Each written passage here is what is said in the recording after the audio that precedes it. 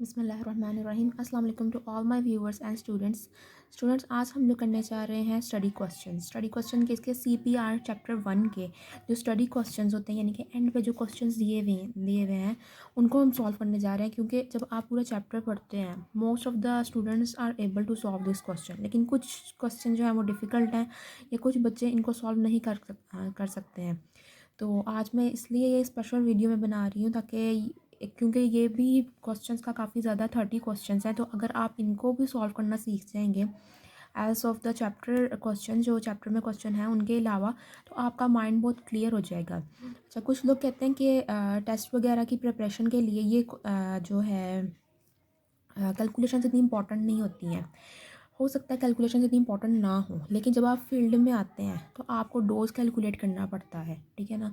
तो जब आपको कंडीशंस दिए जाती हैं कि किस तरह से बॉडी वेट है, किस तरह से जो है हमारे पास इतने कैप्सूल्स हैं या इतना है, तो जब आप फील्ड में आते हैं तो आपको ये कैलकुलेशंस करनी पड़ती हैं। और आप इसी तरह जब आप कैलकुलेशंस आपको आती होती हैं तो ही आप आगे बढ़ते हैं। जब अगर आपको नहीं आती होंगी, आपको दूसरों से पूछनी पड़ेंगी फिर ये कैलकुलेशंस।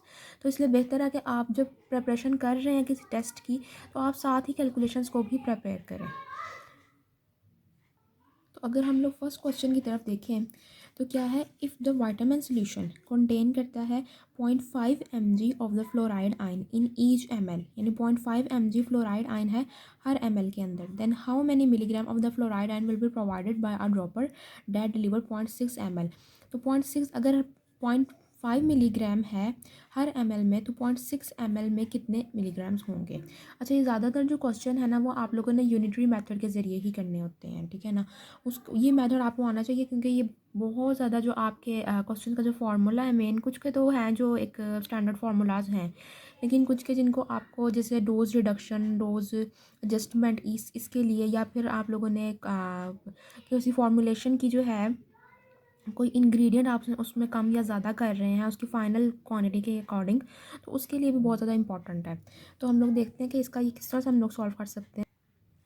0.5 ml 0.5 मिलीग्राम था फ्लोराइड पर ml, 0.6 ml में उन्होंने पूछा है, यानी कि कितना है पॉइंट, अगर 1 ml में 0.5 मिलीग्राम है तो 0.6 ml में कितना होगा, 0.5 milligram divided by 1 ml into 0.6। जब हम लोग ये करेंगे तो हमारे पास आएगा 0.3 मिलीग्राम, ठीक है। अब आप लोगों को क्योंकि कैलकुलेटर की ये इजाज़त नहीं है, तो इसीलिए आप लोगों ने सबसे पहले इन दोनों को जब मल्टीप्लाई करने से पहले, क्योंकि हम लोगों ने इसको मैनुअली करना है, ठीक है, तो 0.5 का और 0.6 का सबसे पहले हम लोग पॉइंट ख़त्म करेंगे, ठीक है। नीचे दोनों का 10 आ जाएगा। अब ये 100 आ जाएगा और ये 5 इंटू 6 इज इक्वल टू 30 और 10 ये 0 से कट गया और इसको डिवाइड किया तो 0.3 मिलीग्राम आ गया। मैंने पहले से सॉल्व कर लिया है ताकि ये टाइम ना वेस्ट हो, ताकि जल्दी जल्दी जो है हम सारे क्वेश्चंस को कवर करते जाएँ। नेक्स्ट क्वेश्चन आता है, हाउ मैनी क्लोरामफेनिकोल कैप्सूल्स, कितने क्लोराफेनिकोल कैप्सूल्स बनेंगे, ये कितने होंगे। ईच कंटेन करता है 250 milligram, are needed to provide 25 milligram per kg per day है फॉर 7 डेज़ के लिए, for a person weighing 200 LB। अब 200 LB के लिए आपको ये LB जो है वो पाउंड का साइन है, ठीक है ना, इसकी नोटेशन है। तो हम लोगों ने सबसे पहले तो जो है इसको कन्वर्ट करना है किलोग्राम में, और फिर हम लोगों ने देखना है कितना जो है वो डोज कह रहा है। वो कह रहे हैं कि कितने क्लोरोफेनिकोल के कैप्सूल बनेंगे। अगर हर कैप्सूल जो है जिसमें 250 मिलीग्राम है उसको उसकी ज़रूरत है, ठीक है ना, यानी कि अगर 250 मिलीग्राम ज़रूरत है कि वो प्रोवाइड करे 25 milligram per kg per day 7 days के लिए, यानी 7 डेज़ भी एक उन्होंने इंडिकेशन दे दिया आपको कि 7 डेज़ के लिए हम लोगों ने देखना कि कितने कैप्सूल्स चाहिए। सिंपल बात यह है कि 7 डेज़ के लिए कितने कैप्सूल्स चाहिए। सबसे पहले हम लोग 1 कैप्सूल में कितना है 250 मिलीग्राम, टोटल कैप्सूल्स कितने होंगे कि हमारी रिक्वायरमेंट पूरी हो 25 milligram per kg per day for 7 days के लिए। अब पेशेंट वेट कितना है 200 LB। 200 LB भी हम लोगों ने किस तरह से कैलकुलेट करना है, 1 किलोग्राम बराबर होता है 2.20 LB के, ठीक है। तो 200 LB कितने के बराबर हुआ, हम लोगों ने उसको कैलकुलेट कर लेना है। तो हमारे पास आ जाता है 91 kg। ये 91 kg आप लोग इस तरह से निकाल सकते हैं, 1 को डिवाइड करेंगे 2.20 से, मल्टीप्लाई करेंगे 200 से। अगेन उसी तरह पहले इसका पॉइंट ख़त्म करने के लिए ऊपर 100 लेकर आएंगे नीचे, तो फिर क्या आ जाएगा 100 डिवाइडेड बाय 220 इंटू 200। इसको आप लोग सॉल्व करेंगे तो 91 आएगा। उसके बाद हम लोग देखते हैं कि कैप्सूल हमें पर डे कितने चाहिए। उसके लिए सबसे पहले हम लोगों ने रोज़ के मिलीग्राम देखने हैं। उन्होंने कहा था 25 मिलीग्राम पर केजी के लिहाज से हर दिन जो है वो चाहिए 25 मिलीग्राम पर केजी। अगर 91 केजी के लिए आप लोगों ने निकालना हो, ये बहुत इंपॉर्टेंट कैलकुलेशन होती है कि बीएनएफ या फिर नेल्सन में डोज इस तरह से दिया जाता है 25 milligram per kg per day, इतने केजी वेट के लिए। तो फिर आपके सामने जो पेशेंट होता है उसके वेट के अकॉर्डिंग आपको ये सॉल्व करना होता है। तो 25 को आप लोग मल्टीप्लाई करते हैं 91 से, ठीक है, तो हमारे पास आता है 2275, यानी कि 2275 मिलीग्राम जो है वो एक दिन की अमाउंट है, ठीक है ना, यानी कि एक दिन इसको इतना चाहिए, हमें चाहिए 7 डेज़ के लिए, ठीक है। तो इसको 7 से मल्टीप्लाई करेंगे तो हमारे पास आएगा 15,925 आएगा हमारे पास, ठीक है। तो हम लोगों ने इस तरह से निकाल लिया 7 डेज़ की अमाउंट कितनी होती है। अब क्योंकि हमें पता है कि 250 मिलीग्राम जो है वो एक कैप्सूल में मौजूद है, तो 2275 मिलीग्राम कितने कैप्सूल में मौजूद होगा, ठीक है। हम लोगों ने इस तरह से इसको मल्टीप्लाई 1 को डिवाइड करना है 250 से, मल्टीप्लाई करना है 2275 के साथ, यानी कि एक दिन की मिकदार के साथ। हम लोग उसको सॉल्व करेंगे तो 9.1 कैप्सूल आएगा 1 डे के लिए। आप लोग चाहें तो जो मिलीग्राम हम लोगों ने 7 डेज़ के लिए निकाले थे जो मिलीग्राम, आप लोग उसको भी यहाँ लिख सकते हैं, ठीक है ना। चाहें तो आप लोग 1 डे का निकाल के फिर 7 से मल्टीप्लाई कर दें, यानी कि अभी हम लोगों ने ये 1 डे का निकाला है कि 1 डे में यानी कि पर डे कितने कैप्सूल्स उस पर्सन को रिक्वायर्ड हैं कि उसकी रिक्वायरमेंट पूरी हो सके। तो वो 9.1 कैप्सूल यानी कि तकरीबन 9 कैप्सूल्स जो होंगे रिक्वायर्ड होंगे, ठीक है ना। तो 9.1 को जब हम लोग मल्टीप्लाई करते हैं 7 से, तो 7 डेज़ के लिए कितने कैप्सूल बनते हैं, 64.7 कैप्सूल्स जो हैं वो 7 डेज़ के लिए बनते हैं, ठीक है। ये क्लियर हुआ आपको। अच्छा, ये जो मैंने नोट्स बनाए हैं ये मैं आपको पीडीएफ में भी सेंड कर दूँगी। मैं प्रोसीजर जो है किस तरह से आप इसके पीडीएफ ले सकते हैं मैं डिस्क्रिप्शन में लिख दूँगी, तो आपको कोई भी कन्फ्यूजन हो तो आप लोग जो है वो इससे कर सकते हैं मैच, ठीक है, अगर आपको वीडियो में कोई भी कन्फ्यूजन रह जाती है तो।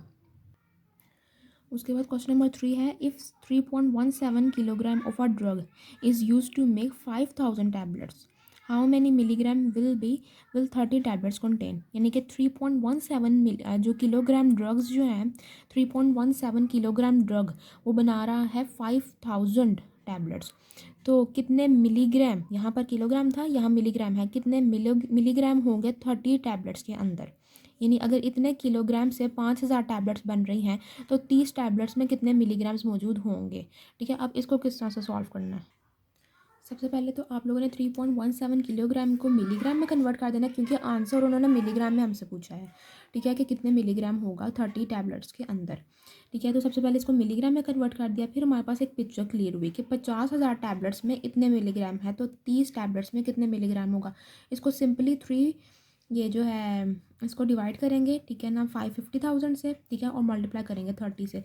इसको मैंने मैन्युअली क्योंकि कैलकुलेट किया है तो मेरा आंसर जो है वो 1902 आ रहा है मेरा आंसर, ठीक है, लेकिन जो कि अप्रॉक्सीमेटली इक्वल है 1900 के, क्योंकि जब आप मैनुअली कैलकुलेट कर रहे होते हैं ना तो फिर आपको अप्रॉक्सीमेट आंसर्स ही लेने पड़ते हैं क्योंकि ह्यूमन एरर थोड़ा सा आ जाता है, ठीक है। अगर जो है कोई प्रॉब्लम हो कि मतलब दोनों ऑप्शन हो के 1902 भी है वो MCQs ऑप्शन में और 1900 पे, फिर आप एक दफ़ा दोबारा कंफर्म कर लें। अगर इतना करीब आंसर नहीं है तो फिर आप लोग जो है आंसर वही लगा दें, ठीक है। अगर आप एक दफ़ा इसको कैलकुलेटर से चेक कर लें ताकि आपकी मज़ीद जो है वो क्लियर हो जाए।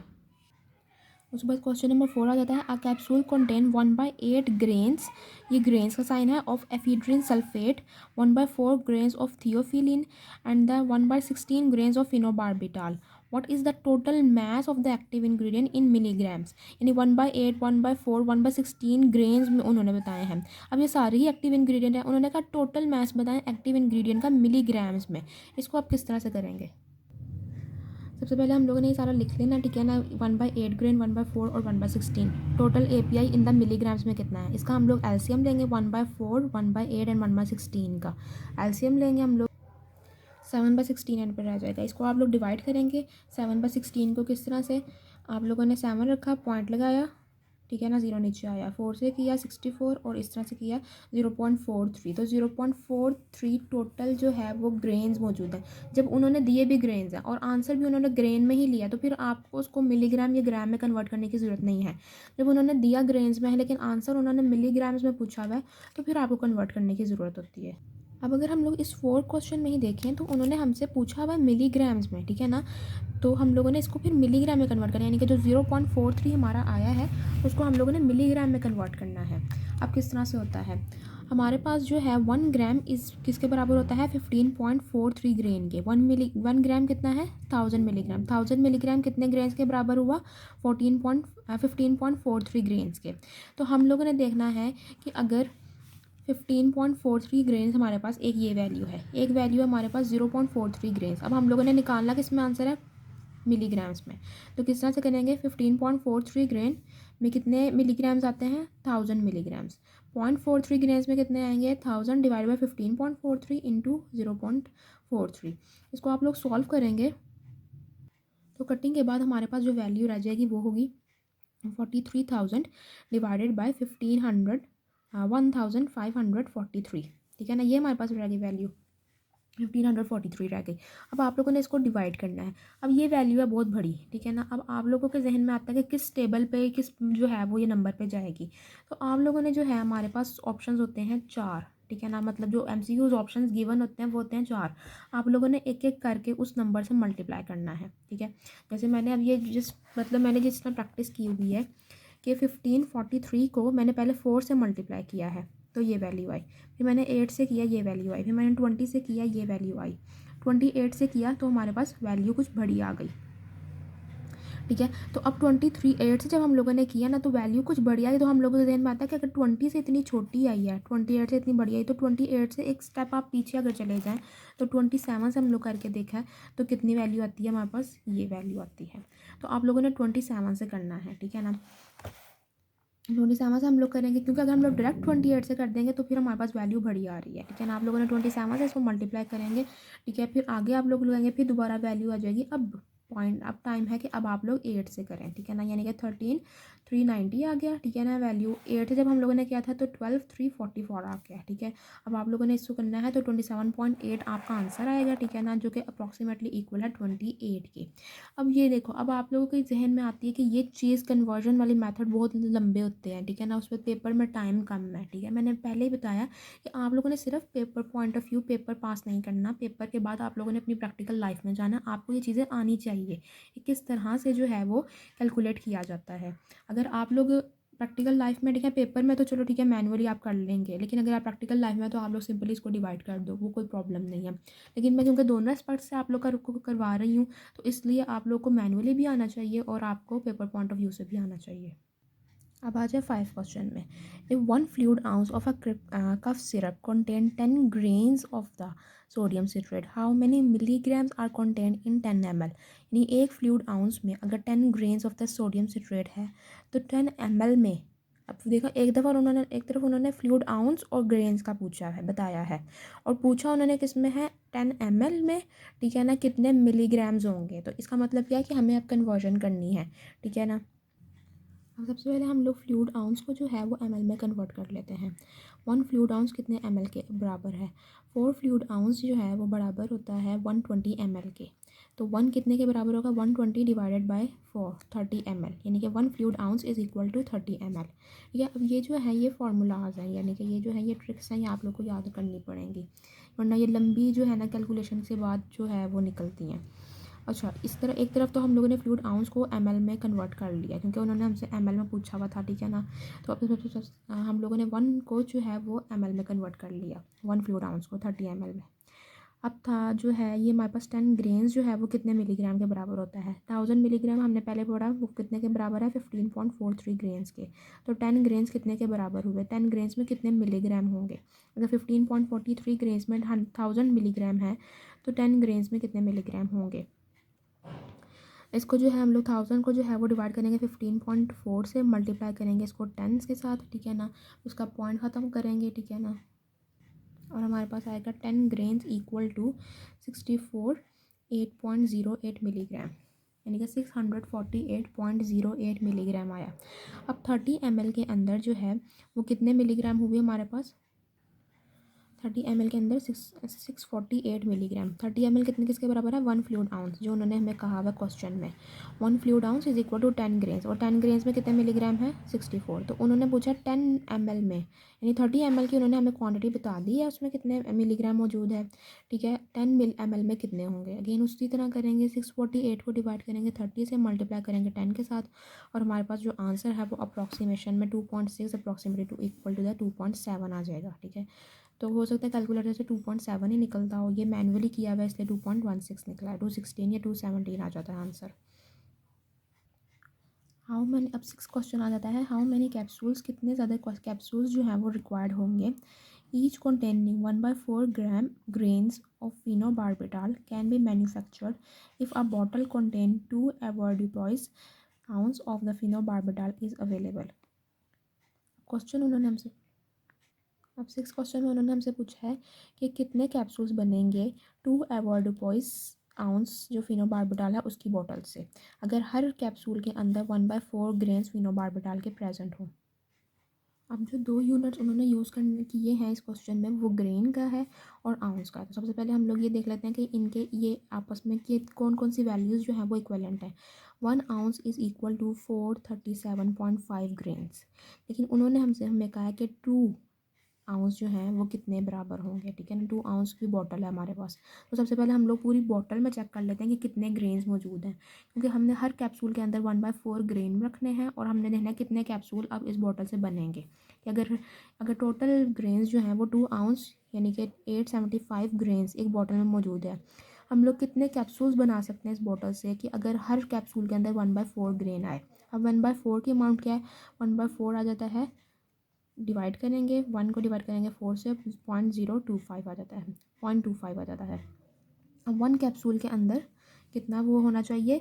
0.25 ग्रेन्स होना चाहिए। तो हम कहते हैं कितने कैप्सूल बनेंगे 875 से, तो हम लोग सिंपली 875 को डिवाइड कर देंगे 0.25 से, क्योंकि 0.25 जो है वो हर एक कैप्सूल में जाना चाहिए और 875 हमारे पास टोटल ग्रेन है।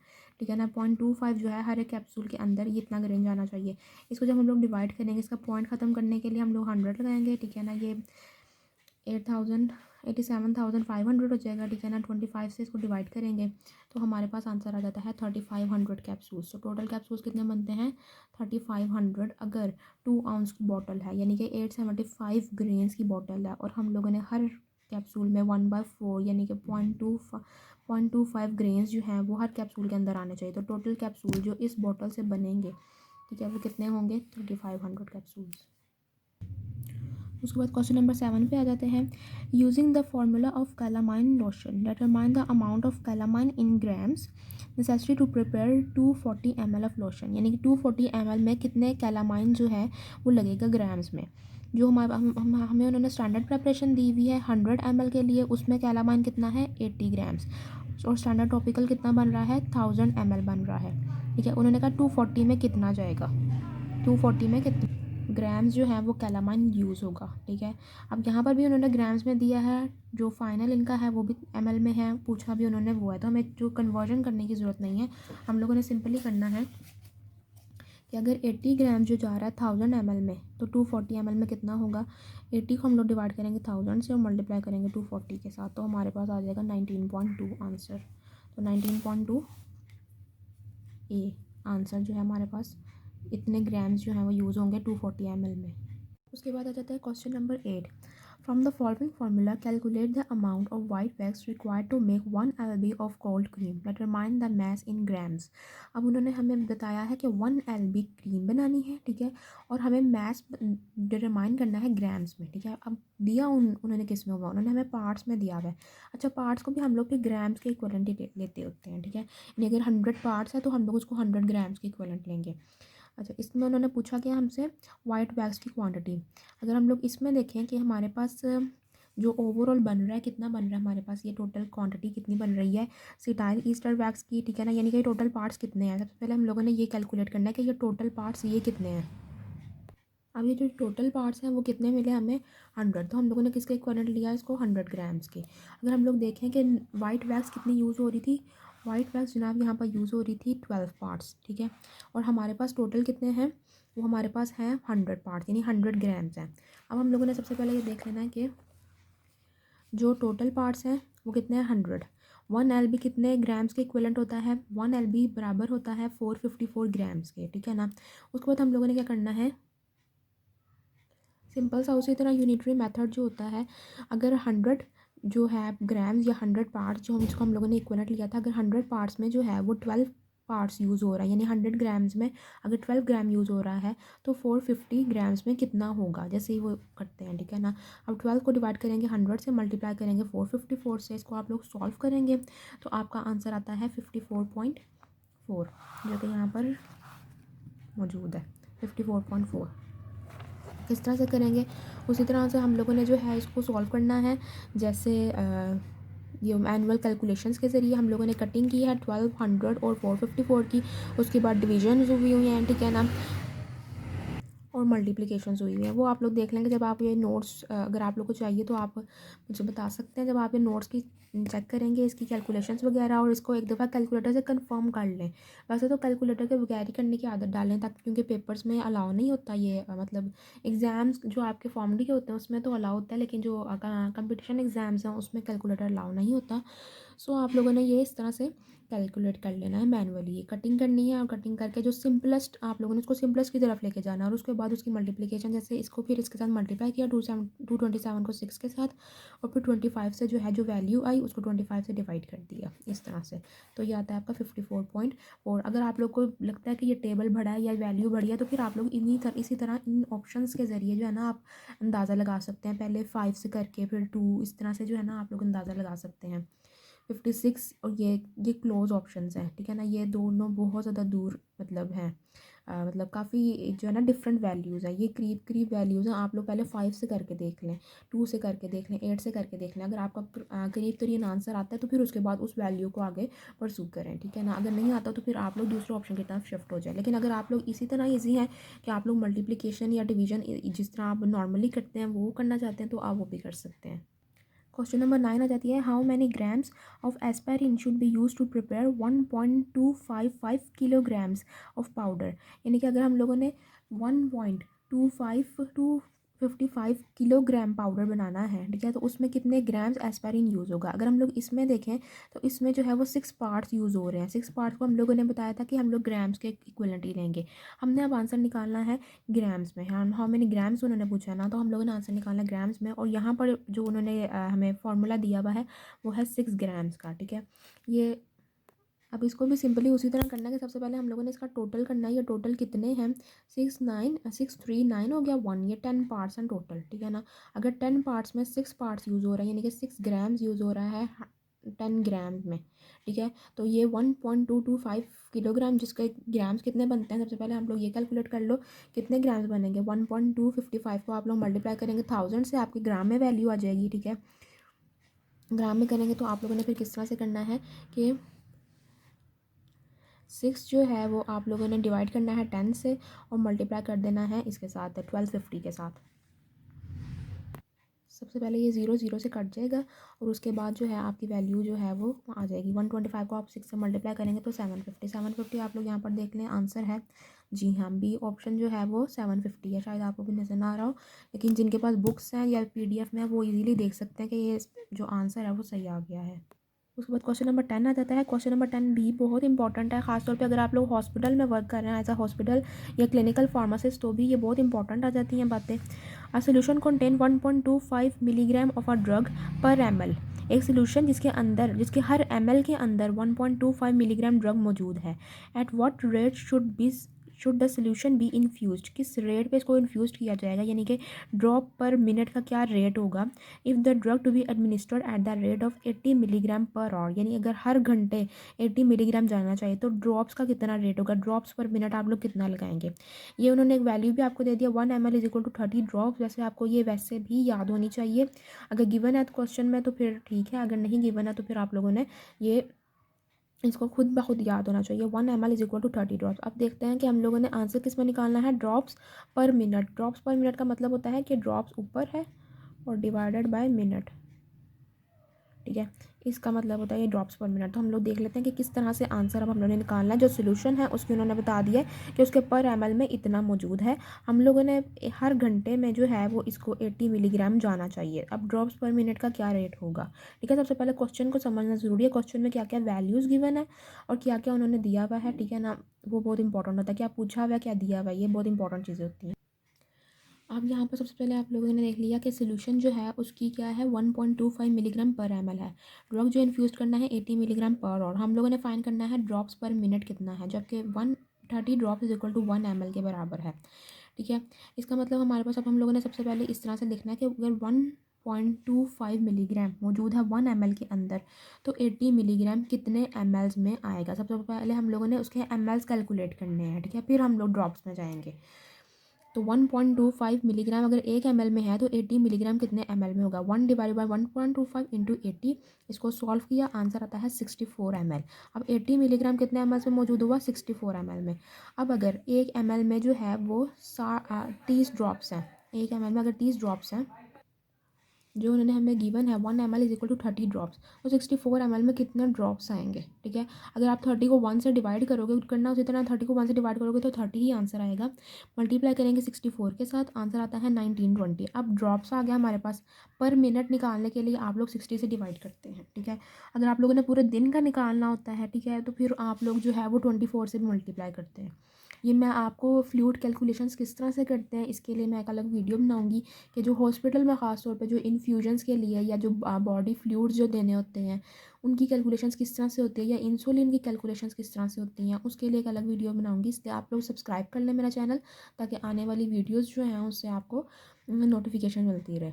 अच्छा, 1920 को डिवाइड किया 60 के साथ, क्योंकि 60 मिनट्स होते हैं 1 घंटे के अंदर। हम लोगों ने पर आवर के हिसाब से 80 मिलीग्राम देना है, तो 1 घंटे में कितने मिनट्स होते हैं 60, इसको आप डिवाइड करोगे तो 32 ड्रॉप्स आएगा पर मिनट, आपका आंसर आ गया, ठीक है ना। उसके बाद आ जाता है हमारे पास question number 11। The recommended maintenance dose of the aminophylline for a children. Recommended dose कितना है, 1 milligram per kg per hour है, बाय इंजेक्शन देना है। यानी कि ये रिकमेंडेड है बाय द सम रिकमेंडेड जो रिकमेंडेशन बुक होती हैं या फिर जो रेफरेंस मटेरियल होती हैं जैसे BNF है, उसने ये रिकमेंड किया कि 1 milligram per kg per hour injection के ज़रिए देना है, ठीक है, ये अमाइनोफाइलिन का सोल्यूशन।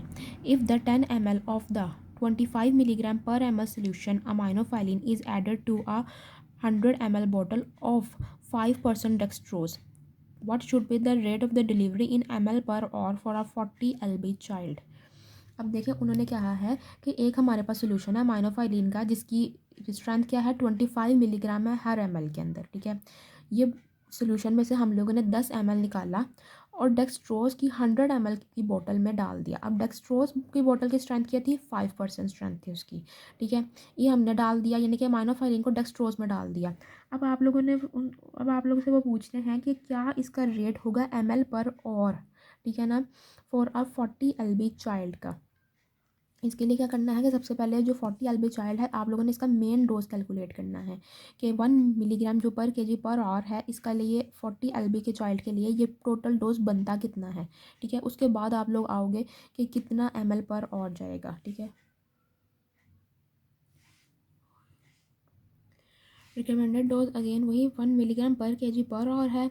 10 ml का जो सोल्यूशन है वो डाला है आप लोगों ने 100 ml के अंदर, ठीक है, जिसकी स्ट्रेंथ 5% डेक्सट्रोज है जो बोतल की 100 ml की बोतल है। और जो 10 ml का जो 10 ml डाला है हमने अमाइनोफाइलिन की स्ट्रेंथ क्या है 25 milligram per ml। Delivery rate उन्होंने पूछा, सबसे पहले हम लोगों ने इसका वेट को कन्वर्ट करना है। 1 kg is equal to 2.20 lb, तो 18 kg कितने के 40 lb कितने के बराबर होगा, 18 kg के बराबर होता है। इसको उसी तरह कैलकुलेट करना है जिस तरह से हम लोगों ने लास्ट क्वेश्चन में लास्ट टाइम जो क्वेश्चन इस तरह का आया था जिसमें हम लोगों ने कैलकुलेट किया था बॉडी वेट, उसको इसी तरह से कैलकुलेट करना है। तो हमारे पास आ जाता है क्योंकि 1 मिलीग्राम पर आवर था पर केजी पर आवर था, तो 1 milligram per kg per hour था ना, तो हमारे पास कितना केजी का जो चाइल्ड है 18 केजी का, तो 18 मिलीग्राम पर आवर आया हमारे पास। जो मिलीग्राम जो डोज आया है वो कितना आया 18। किस तरह से कि 1 को आप लोगों ने 18 से मल्टीप्लाई किया सिंपली, तो आपके पास 18 मिलीग्राम पर आवर आ गया है, ठीक है। उसके बाद आ जाता है हमारे पास, हम कहते हैं कि 25 मिलीग्राम है 1 ml के अंदर, ठीक है। 25 मिलीग्राम 1 ml के अंदर उन्होंने हमें दिया हुआ है। लेकिन अगर हम लोग देखें कि निकाला कितना गया है उस बोतल में से 10 ml, 25 मिलीग्राम तो पर ml है ना, 10 ml में कितनी मिलीग्राम की क्वांटिटी होगी, जो मतलब अच्छा 10 ml जो है वो डोज है जो इसमें डेक्सट्रोज की बॉटल्स के ज़रिए जो है उसको इन्फ्यूज़ किया जाएगा। तो असल में जो अमाइनोफिलिन की बॉटल से जितना डोज निकाला वो 10 ml है। अब 10 ml के अंदर देख लेते हैं कि मिलीग्राम्स कितने हैं। अगर 25 मिलीग्राम 1 ml में है तो 250 मिलीग्राम होगा 10 ml के अंदर, ठीक है। उसके बाद 10 ml हम लोगों ने डाल दिया 100 ml की बोतल में, तो उसकी टोटल क्वांटिटी कितनी बन गई, 100 ml डेक्सट्रोज था, 10 ml हम लोगों ने अमाइनोफिलिन डाल दिया, उसकी 110 ml उसकी क्वांटिटी होगी।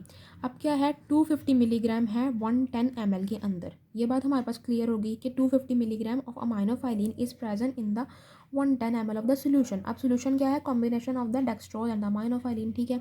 उसके बाद हम लोगों ने देख लेना है कि 18 मिलीग्राम जो है वो कितने ml में मौजूद होगा।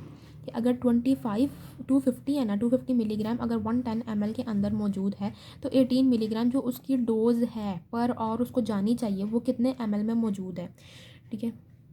हम लोगों ने 110 को डिवाइड करना है 250 से, मल्टीप्लाई कर देना है 18 से, तो क्या आता है हमारे पास 7.92, जो कि अप्रॉक्सीमेटली इक्वल है ना 8 ml के बराबर है। तो हमें पता चला कि 8 ml जा रही है पर आवर। अच्छा, जब हम लोगों ने इसका वेट निकाला है ना, हम लोगों ने वेट से मल्टीप्लाई करके इसको इस तरह से किया है, तो हमारे पास मिलीग्राम पर और ऑलरेडी निकल आया था, ठीक है, कि हर घंटे उसको इतने मिलीग्राम पहुंच रहा है बच्चे के बॉडी में 18 मिलीग्राम पर आवर जा रहा है। लेकिन अगर हम लोग क्वेश्चन की तरफ देखें तो उन्होंने हमसे पूछा हुआ है ml पर आवर कितना है, कितने ml पर आवर जा रहा है। फिर हम लोगों ने इसलिए 18 मिलीग्राम का ml पहले फाइंड किया कि 18 मिलीग्राम कितने ml में मौजूद है। फिर उससे पता चला हमें, क्योंकि 18 मिलीग्राम पहले ही पर आवर था, तो 18 मिलीग्राम कितने ml में मौजूद है, वो 8 ml में मौजूद है, तो 8 ml पर आवर जा रहा है, ठीक है। तो इन क्वेश्चंस को इस तरह से सॉल्व करते हैं ताकि आप लोग के ये प्रोफेशनल फील्ड के लिए बहुत ज़्यादा इंपॉर्टेंट क्वेश्चंस हैं, ठीक है। अभी हम लोग इन क्वेश्चन तक जाते हैं, फिर नेक्स्ट वीडियो में मैं आपको आगे के क्वेश्चंस करवाऊंगी। तो मेरा चैनल सब्सक्राइब कर लें ताकि आप लोग को आने वाली हर वीडियो के बारे में फ़ौरन नोटिफिकेशन मिल जाए और आप एक जो है वो कंसेप्ट भी क्लियर हो और आपकी नॉलेज में भी इजाफा हो। अल्लाह हाफिज़।